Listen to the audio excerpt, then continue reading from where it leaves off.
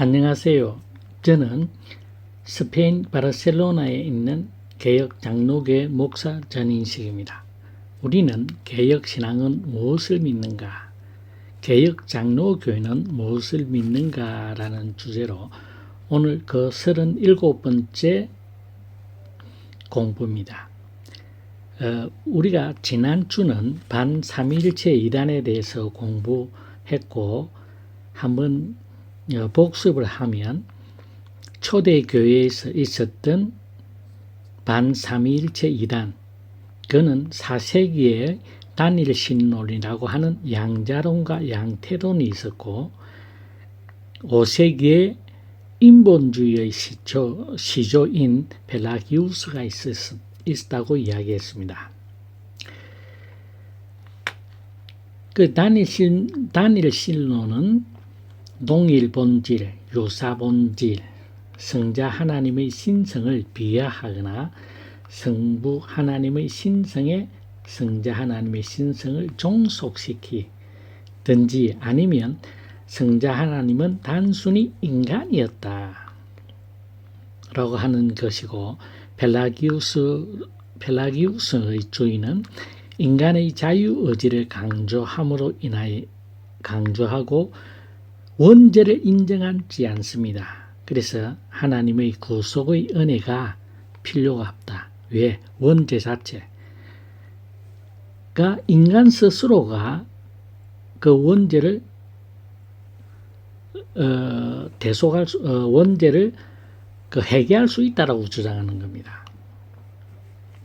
자, 그 다음에 세 번째로 중세 교회에 있었던 보고밀파와 카타르파에 대해서 이야기했고, 이 두 파는 마니교의 영향을 받았습니다. 자, 이것이 지난주에 한 이야기고, 오늘은 종교개혁 시대의 반삼위일체 이단인 소찌니주의에 대해서 알아보겠습니다.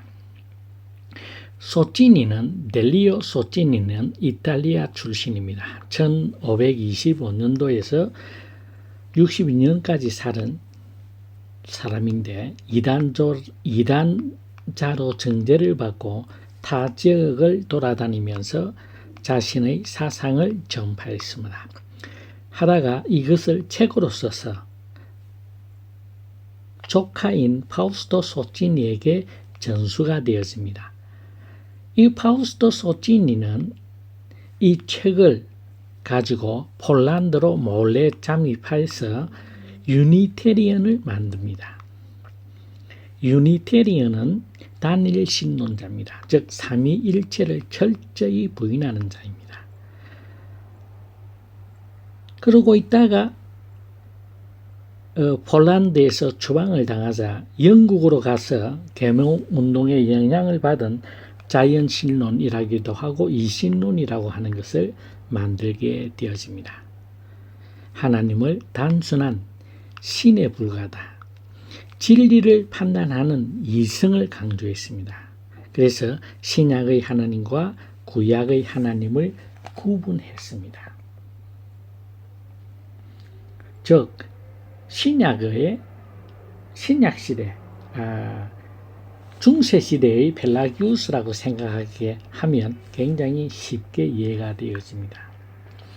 그래서 결국 현대의 이성중심주의는 결국 소찌니주의로 귀결이 되어집니다.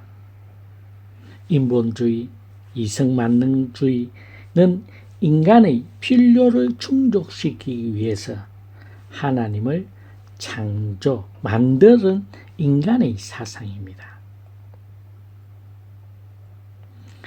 그런데 성경은 하나님의 영광을 위한 인간을 창조하였다고 하는데, 이들은 인간의 필요를 충족시키기 위한 하나님을 만드는 사상입니다. 이것이 인본주의요, 이성주의요, 철학에 의해서 만들어진 하나님, 즉 알라딘 램프의 거인과 비슷한 게 하나님을 생각합니다. 하나님은 인간을 돕기 위해서 존재하는 존재입니다. 그러나 창조에 있어서, 성경에 있어서 창조주 하나님은 하나님의 창조의 질서는 모든 우주 만물은 인간을 위하고 모든 인간은 하나님의 영광을 위해서 존재한다는 창조 질서와는 본질적으로 다르게 되어져 있습니다. 그래서 이 모든 이단들은 죄에 대해서 무관심합니다. 왜? 원죄에 대해서. 왜? 인간 원죄는 없다라는 겁니다. 인간의 이성에 의해서 모든 우주 만물은 인간에 의해서 점점 발전해서 지상낙원을 만들 수밖에 없다라고 이야기합니다. 즉 이것이 헤겔의 헤겔의 철학과 만남으로 해서 반정합함으로써 항상 보다 나은 세상을 만들어 갈 거라고 주장을 했습니다. 그러나 이러한 모든 이성적인 사상들은 제1차, 2차 세계대전을 통해서 인간 이성이 인간이라고 하는 존재가 그 큰 전쟁을 치르고 불과 몇십 년이 안 되어서 또 다른 2차 세계대전을 만드는 것을 보고 인간 이성에 대한 절망을 느끼게 되어집니다. 그래서 지금은 어떻게 되어 있습니까? 사상적으로 진리는 없다. 옳고 그름은 없다. 종교다원주의로 빠져들어가서 판단 기준이 없다는 겁니다. 그래서 무질서 상태로 빠져들어갑니다. 무엇이 옳고 그름 자체가 없다는 겁니다. 그래서 종교라는 이름을 가지고 있는 모든 종교는 같다. 종교다원주의로 빠지게 되어집니다. 진리의 상대주의로 빠지게 되어 있습니다. 니는 옳다고 생각해도 나는 싫다, 아니다라고 생각한다. 그럼 서로가 존중하자. 그래서 질서는 당연히 없어지게 됩니다. 오늘날 우리의 세상의 돌아가는 삶을 보면 그대로 되어집니다. 또 이들은 경건한 자기 부인의 삶에도 관심이 없습니다.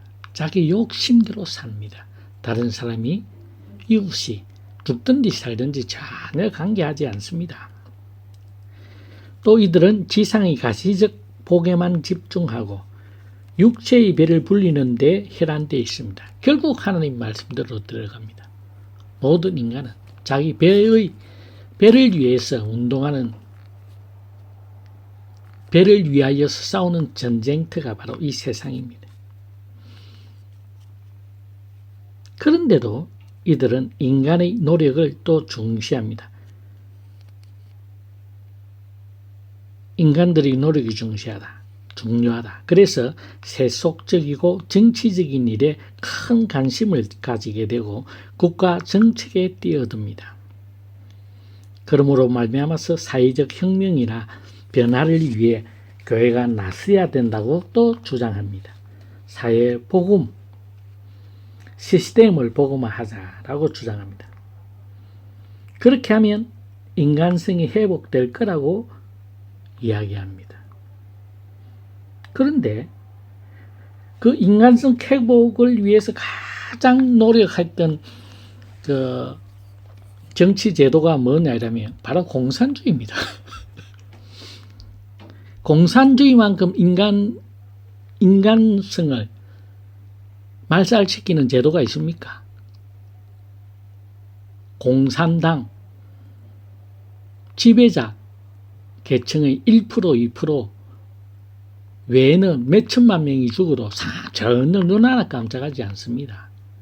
그것이 인간성 회복입니까? 그들이 주장한, 공산주의자들이 주장한 좋은 거, 부자들은 노동자를 착취해서 만들었다. 그래서 그 착취를 없애면 지상낙원이 이루어질 거다. 그런데 그 착취 대상이 전에는 지주, 부자에서 공산당원, 바뀐 것밖에 없습니다. 더 철저하게 인간성이 말살된 제도입니다. 오늘날 전 세계 사회주의 운동, 공산당 혁명이 일어나고 있습니다. 눈 하나 깜짝 안 하고 주장합니다.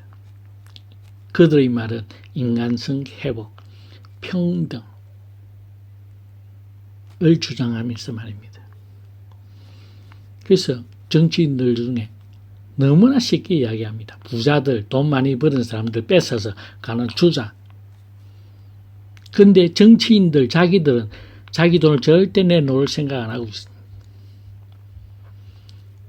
지금 팬데믹 상태에 있는 이 세상 어느 나라든 정치가들이 만큼 안정적이고 자신들이 벌어들이는 그 월급, 그것을 30% 40%로 떼가지고 가장 손해본 자들에게 나눠주는 정부 봤습니까? 그 지배층 봤습니까? 그런데 다른 회사나 다른 기업에서 돈 많이 버는 것은 마음대로 국회의원 자기들 월급 떼가지고 30% 40% 떼가지고 가난한 자들 도와주는 거 봤습니까? 한국 노조 정규직 1억이 넘는 연봉을 받는 자들이 비정규직, 자기들이 월급을 떼서 해고된 비정규직 사람들에게 30% 40% 나눠주는 거 봤습니까? 그런데 그들은 그 주장을 합니다.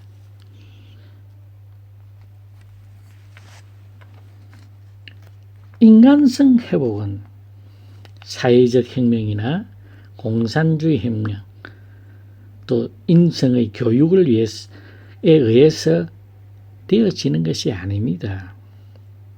인간의 본질적인 문제인 죽음의 문제, 즉 죄의 문제를 해결해야만 그곳에서 참된 인간성 회복이 존재하게 되었습니다. 자, 인간이 죄의 문제, 죽음의 문제에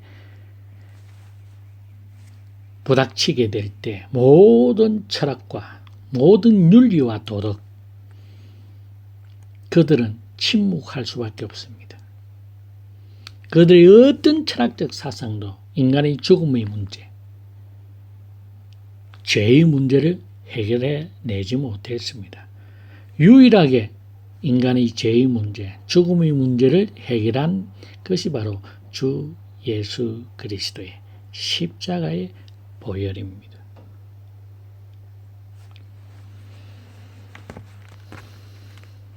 성자 하나님은 우리의 중보자가 되시기 위해서 반드시 인간이 되셔야만 합니다.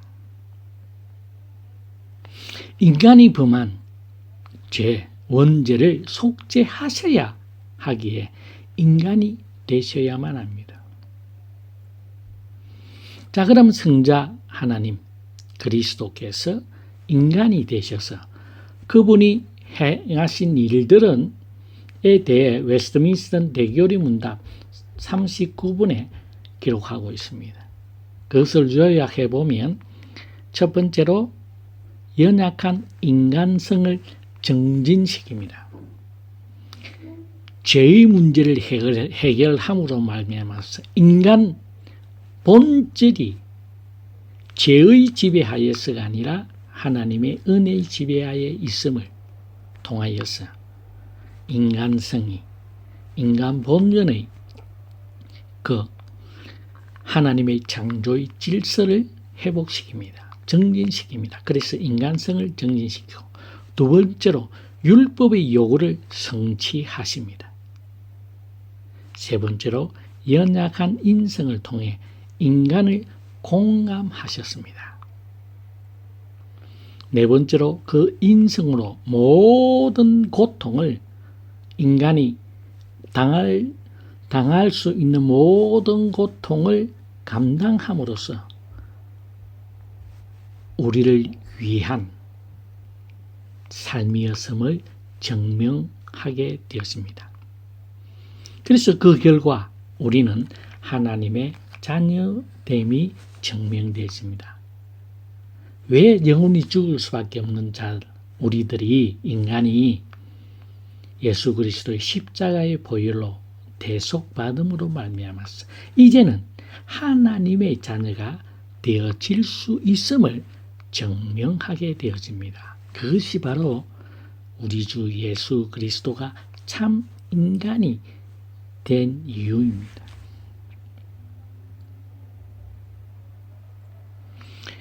그 다음에 우리는 이제 하나님의 양자로서 하나님의 은혜의 보좌 앞으로 담대히 나아갈 수 있게 되어진 겁니다.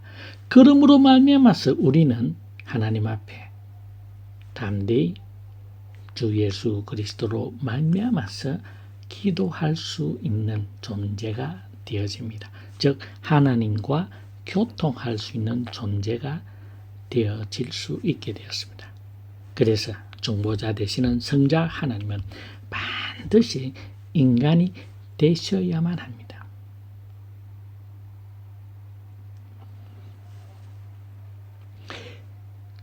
히브리서 2장 17절에서 18절에 보면 그러므로 그가 범사에 형제들과 같이 되심이 마땅하도다. 이는 하나님의 일에 자비하고 신실한 대제사장이 되어 백성의 죄를 속량하려 하심이라. 그가 시험을 받아 고난을 당하셨은즉 시험 받는 자들을 능히 도울 수 있으리라. 이 앞에 16절에는 천사도 인류 구원을 이룰 수 없다고 언급을 하고 있습니다. 구속의 제물은 반드시 아브라함의 씨앗이어야 됩니다. 즉 인간이 되어야만 함을 밝히고 있는 성경 구절입니다. 자, 그러면 우리가 성자 하나님, 즉 그리스도의 인간성에 대해서 두 가지를 생각을 해야만 합니다. 실제로 그 인간성은 인간의 몸, 육신을 입어야 합니다. 두 번째로 인간의 심성을 지내야 한다는 것입니다. 그래야만 우리 인간의 연약함을 감당하실 수 있게 되어집니다. 그래서 성자 하나님의 성육신은 실제 인간의 몸을, 육신을 입어야 됩니다. 자, 여기서 인간의 몸을 하나님, 전능하신 하나님, 창조주 하나님이 인간의 몸을 입어야 된다. 빌립보서에 보면 이 하나님의 영광을 취할 것으로 여기지 아니하시고 라는 구절이 있습니다. 창조주 하나님이 인간이 몸을 입는다라는 것, 인카네이션 한다는 것 자체는 천사들도 상상할 수 없었던 일이라고 기록하고 있습니다. 어떻게 창조주 하나님이 먼지 같고 티끌 같은 인간의 몸을 입을 수 있느냐라는 문제. 그런데 그것을 성경은 하나님의 성자 예수님의 낮아지심이라고 이야기합니다. 즉 겸손의 성경적 정의가 하늘의 기득권일지라도 창조주의 기득권일지라도 인간의 죄를 위하여서 내려놓는 것, 인간의 더럽고 추한 육신의 몸을 입는 것, 참으로 전능하신 창조주 하나님의 관점에서 볼 때 그 인간의 육체를 만들기 위해서 사용되어진 그 흙은 어떻게 그를 두 개를 비교를 할 수가 있겠습니까? 그러나 하나님의 영광을 취할 것으로 여기지 아니하시고 스스로 자신을 비워 인간이 되셨습니다. 여기서 우리가 또 하나 생각해야 되는 것들은 바로 우리의 죄라는 문제가 얼마나 깊고 얼마나 치명적이라는 것을 알아야 됩니다. 우리의 죄가 대속되어지기 위해서는 창조주 하나님이 추하고 참으로 창조주 하나님의 영광이 입어야 될 먼지 같고 티끌을 입으셔야 된다는 사실입니다. 그것이 되어지지 않는다고 한다면 우리의 모든 인간은 영원히 멸망될 수밖에 없습니다. 왜? 죄는 피조물인 인간이 전지전능하신 아버지 창조주 하나님에 대한 적대적인 반역입니다. 이 반역의 죄를 없애기 위하여서는 하나님이 인간을 몸을 입고 우리를 대속하여서 즉 하나님의 공의가 완전히 실현되어져야만 됩니다. 그 공의의 실현 장면이 바로 십자가상에서의 우리 주님의 절규입니다. 나의 하나님, 나의 하나님, 어찌하여 나를 버리시나이까. 엘리, 엘리, 라마 사박다니. 그 주 예수 그리스도의 머리 위에 하나님의 공의의 진노의 잔을 마지막 한 방울을 남기지 아니하고 아끼지 아니하시고 쏟아 부으심으로 말미암아서 하나님의 공의가 성취되었습니다. 그 하나님의 공의 진노의 잔이 쏟아 부어질 때 이 모든 창조물은 그 빛을 잃을 수밖에 없었습니다. 성경은 그렇게 기록하고 있습니다. 인간의 죄가 얼마나 심각하고 얼마나 치명적이라는 것을 우리는 분명히 깨닫고 묵상하고 또 묵상해야 될 주제입니다. 그러므로 말미암아서 우리는 하나님의 양자가 될 수 있고 또 하나님 주 예수 그리스도와 동행하는 삶을 살 수가 있습니다. 넘어지고 또 쓰러질 때마다 우리를 위하여서 기도하시고 중보하시는 주 예수 그리스도의 하늘 보좌 우편에서 지금 살아계셔서 하시는 그 중보의 사역으로 인하여서 우리는 우리의 이 지상의 삶을 순례자의 삶으로 한 발짝 한 발자국 주님의 나라를 향하여서 나아가는 삶을 살아갈 수가 있게 되었습니다. 감정이 없는 모든 지식은 냉랭하고 생명력이 없습니다. 그분은 신실하고 자비로우신 대제사장으로 우리의 연약함을 돕습니다. 성자 하나님, 그리스도는 인류에게 예고된 하나님의 진노를 누그러뜨려야 하는 자비로운 제사장이십니다. 또 신실하시고 청렴하고 진실되신 분으로 우리의 형편을 우리보다 더 잘 아시고 어떤 상황에서도 우리를 도울 수 있는 분입니다. 아니, 돕는 분입니다.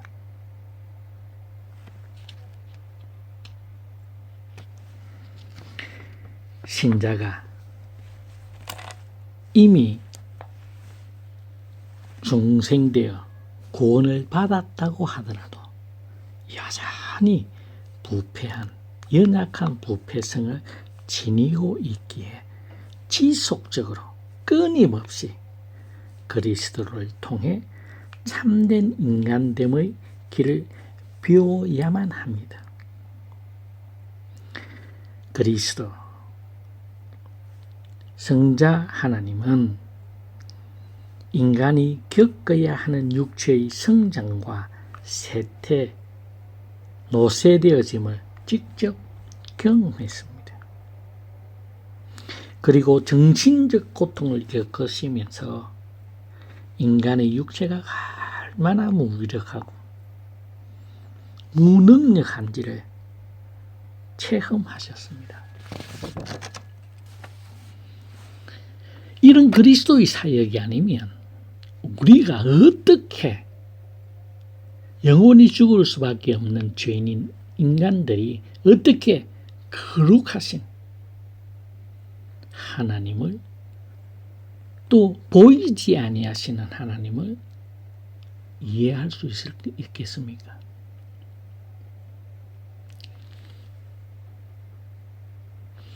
하나님의 명령에 불순종하여 타락한, 그래서 영원히 죽을 수밖에 없는 인간을 위해서 인간이 되신 성자 하나님은 모든 율법의 요구를 성취해야만 합니다. 그래서 그분의 순종은 완전하고 완벽한 순종이었습니다. 그렇게 하심으로 말미암아서 율법의 모든 요구를 성취하셨습니다. 그분이 인간이 되셨기에 우리는 하나님의 자녀가 될 수 있다고 말합니다.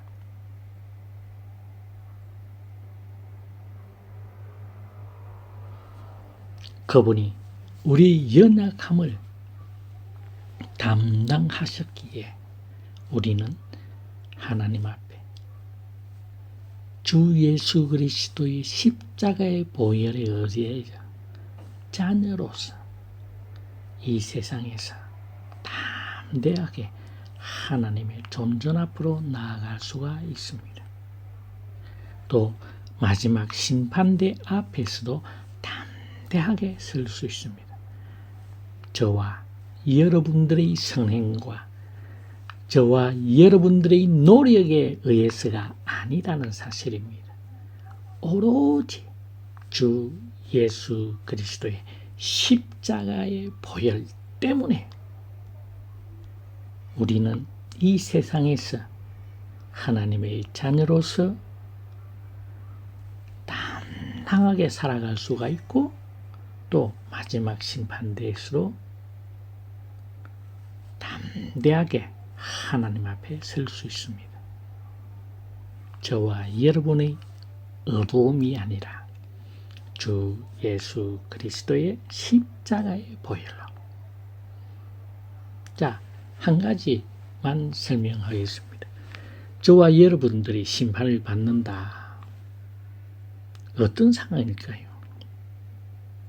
재판관은 전능하신 하나님입니다. 우리가 그 하나님 앞에 아무것도 숨길 수 있는 방법이 없습니다. 적나라하게 다 드러내야 됩니다. 그런데 주 예수 그리스도의 십자가의 보혈로 우리의 머리부터 발끝까지 단 한 건도 빠짐없이 예수님의 십자가의 보혈로 깨끗하게 씻어 주셨습니다.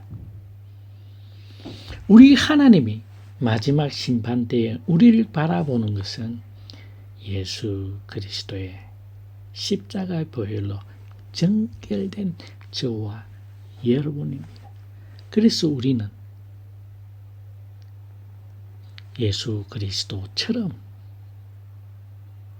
하나님의 양자로서 당당하게 이 세상을 살아갈 수 있습니다. 그 하나님의 자녀로서 우리는 이 세상에서 어떻게 살아야 되느냐?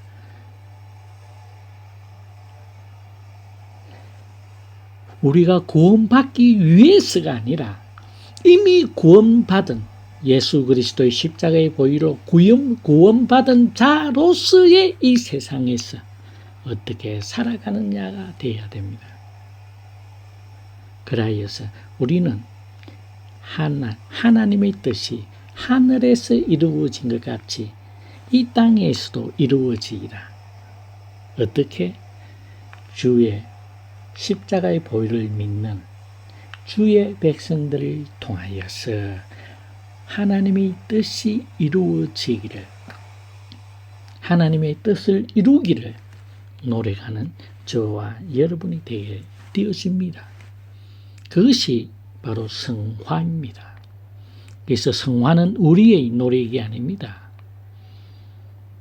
예수 그리스도의 십자가의 보혈에 의지하여서 당당하게 이 세상을 살아갈 때 우리는 성화되어져 갑니다. 우리의 노력이 아닙니다. 전적으로 하나님의 은혜에 의하여서. 우리가 그래서 이것을 우리가 잘 깨달아 알려고 한다고 한다면 죄에 대한 깊이를 철저하게 묵상해야 됩니다. 십자가 앞에서의, 십자가 아래서의 구속이 어떤 의미를 내포하는지. 그래서 성경은 십자가의 사랑의 넓이와 높이와 깊이와 길이를 알아라 했습니다. 그 십자가의 사랑이 얼마나 넓은지는 여러분들이 묵상하고 여러분들이 깨달은 죄의 넓이만치 그것보다 조금 더 큽니다. 여러분들이 죄에 대해서 그 깊이와 넓이와 높이와 길이를 깨닫지 못한다고 한다면 하나님의 은혜, 십자가의 은혜는 여러분에게는 아무것도 의미가 없습니다. 분명히 십자가, 그 십자가의 의미의 그 십자가를 통한 하나님의 사랑의 그 넓이와 높이와 깊이와 길이를 분명히 아셔야 됩니다. 아는 것만큼 여러분은 성화되어집니다. 그러나 여러분이 거기에 대해서 묵상하지 않는다고 한다면 여러분 애당초 하나님의 백성이 될 수가 없습니다. 인간의 노력으로서 인간이 가진 자신의 성품을 통하여서 교회에서 수많은 봉사를 하고 헌신을 한다 하더라도 그것은 전혀 하나님하고 관계가 없게 되어집니다. 그러나 우리는 종종 착각을 하죠. 그 성품에 의한 인간의 자발적인 어떤 노력, 어떤 나눔, 어떤 봉사, 희생 때문에 그를 하나님의 자녀로서 취급하는 우리를 범합니다. 그렇지 않습니다. 우리가 하나님 앞에 바로 설 수 있는 유일한 길은 예수 그리스도의 십자가의 사랑, 그 사랑의 넓이, 높이, 깊이, 길이를 깨달을 때입니다.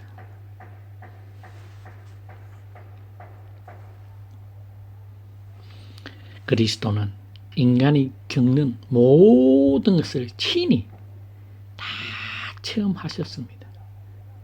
배고픔, 외로움, 어쩔 수 없는 연약함, 피곤함, 육체적 고통, 육신의 한계, 공포, 수치, 십자가의 지심, 채찍에 맞음, 침뱉음을 받음, 왕중왕이신 예수님을 그들은 가장 약한 자를 상징하는 갈대로를 가지고 예수님의 머리를 치셨습니다. 그보다 더 큰 수치가 이 세상에 존재하겠습니까? 전능하신 하나님으로서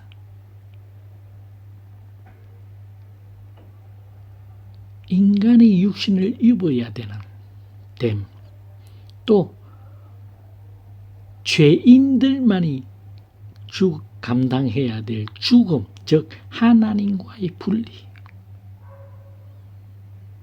또 지옥에 내려가심 등등을 다 우리 인간이 겪을 수 있는 고통, 수치심보다 더 깊은 그 모든 것들을 완전히 다 체휼하셨습니다. 그렇기 때문에 예수 그리스도는 어떠한 인간의 연약함도 다 감당하실 수 있고, 또 그 연약한 인간들을 통하여서 승리할 수 있게 하셨습니다. 그래서 우리는 그 예수 그리스도의 십자가의 보혈의 능력으로 말미암아서 우리의 연약함을 이기고 또 우리를 견인하는 주 예수 그리스도의 십자가의 사랑으로 인하여서 우리는 이 악한 세상에서, 적대적일 수밖에 없는 이 세상에서 우리는 위로를 얻게 되어지고 시간마다 순서마다 승리할 수 있고, 또 주 예수 그리스도와 함께라면 어떠한 어려움 속에서도 우리는 승리할 수 있다라고 하는 엄청난 위로를 얻게 되어집니다. 주 예수 그리스도께서 친히 먼지 같고 티끌 같은 육신을 입음으로 말미암아서 우리에게 어떻게 하나님의 말씀에 순종해야 되는가의 모범을 보여주셨습니다. 우리 주 예수 그리스도께서 이 지상에 살아계실 때에 자기의 임의대로 행한 일이 단 한 번도 없습니다. 항상 하나님의 은혜를 구하였고 하나님과 동행하기를 원하였고 하나님의 그 기쁘신 뜻을 이루기를 위하여서 자신의 모든 삶을 바쳤습니다. 이것이 우리가 하나님의 뜻에 순종해야 될 모습이고 우리의 목숨을 다할 때까지 하나님의 말씀에 온전히 순종해야 됨을 친히 우리 주 예수 그리스도께서 모범으로서 보여주셨습니다. 이것이 오늘은 여기까지 하겠습니다. 다음 주는 그리스도의 지상의 삶 속에서 고속 사역을 수행함에 있어 어떻게 하셨는가, 어떻게 활동하셨는가, 그것은 두 가지로 이제 나타나게 되어지는데, 그것은 인간이 되심, 즉 그리스도의 낮아지심, 즉 비하하심으로 행하신 여러 가지 사건들, 그 다음에 부활하신 후의 지위를, 즉 그리스도의 높아지심, 이것을 성귀라고 합니다.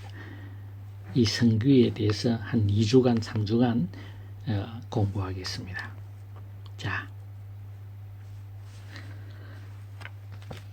일주일 동안 늘 주 예수 그리스도 안에서 주님과 함께 동행하는 아름다운 삶을 영위할 수 있기를 간절히 기도합니다.